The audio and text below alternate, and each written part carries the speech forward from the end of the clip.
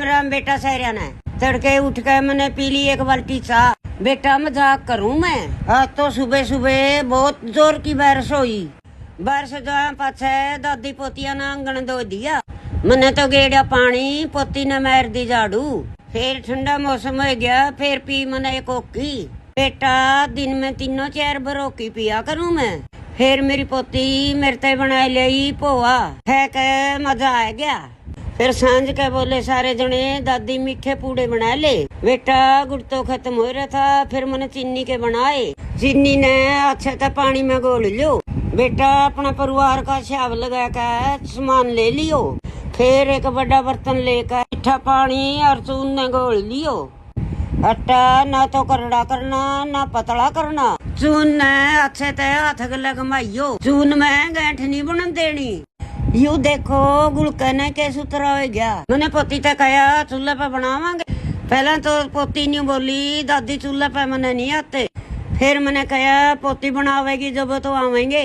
You देखो के सुतरी डाल तारन लग रही है। बेटा कह तो सिरसम का तेल ले लियो, नहीं घी ले लियो। सारे जने कह नहीं बोले दादी सुहाद आ गया। राम राम बेटा सहरिया ने आज मैंने चूल्हे पे बना दिए चौल। फिर मैंने प्यास लग गई, एक कटोरा पी गई लस्सी का। गर्मी में तो बेटा लस्सी पी के पेट भरा है। अपना देसी खान पीन खाया करो। फिर मेरा बेटा बुग्गी लेकर चले गया खेत में। खेत में धरते ही एक खाट भी ले गया। ये सासू बहू पहले जा रही थी बरोटे काटन।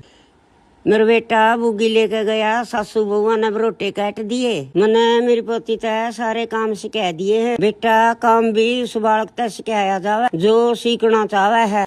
देख ले मेरी पोती के राजी हो रही है। फिर एक पल्ली पैटरी थी, वह मैंने सिमी। खेत में गाजर का बीज सकाया था। फिर मैंने ये साफ करके दर दी। फिर जाड्या में बोन का काम आवेगा। देखो के सुतरा हो गया। सांझ के मेरी पड़पोती आएगी। मैंने न्यू कह दादी तो ऊठ में बैठूंगी। बेटा छोटे बालका के तो ये लाडो हैं। मेरी पोती 1 साल की हुई। काम, सीख और परिवार ये तीनों मिलकर बनावे हैं एक देसी परिवार। ठीक है बेटा, कल मिलेंगे। मेरे पोतर बहू है गुड़गाम में तय। राम राम बेटा सहरिया ने मेरे पोतर बहू आए थे कल सांझ के। मेरी पोती ने बनाई शाही पनीर की सब्जी। मेरी दूसरी पोती ने बनाई गरम गरम चूल्हे की रोटी।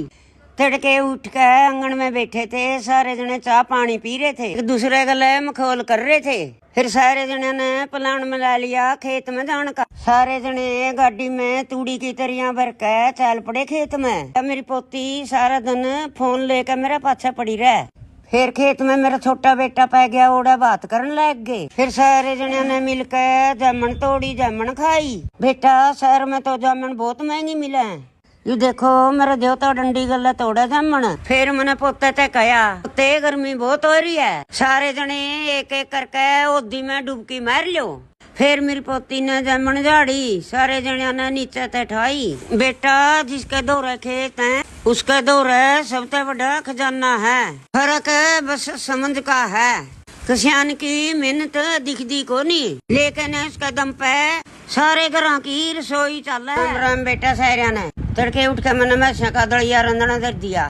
बेटा 1-2 काम तो करना चाहिए, अड चलते रहे। फिर मैंने कह ली आँखियों की दवाई। बेटा मैं 80 साल की हो रही हूँ। बेटा मैंने निजरा था पूरा दिखा है। बेटा मैं अपनी दवाइयाँ ने बिस्तर नीचे दब कर रखूं, यह मेरी सीक्रेट जगह है। इब तो बेटा हमारी जामन पर बहुत फल लग रहा है। ये सारे जने चले गए खेत में जामन तोड़न। देखो मेरी बहू तोड़न लग रही है। देखो नीचे कह के मोटी मोटी पड़ी। बेटा कल वाली वीडियो पे तो हमने बहुत प्यार दी। सर सहरिया का दादी की ओर से धन्यवाद। हमारे बच्चे 1 हफ्ते के हो गए, इबिन कहे फंकान लग गए। फिर मेरी बहू ने बरोटे काटन की कर ली तैयारी। बेटा काम तो कर दे रहो, काम तो भागड़िया ना मिले।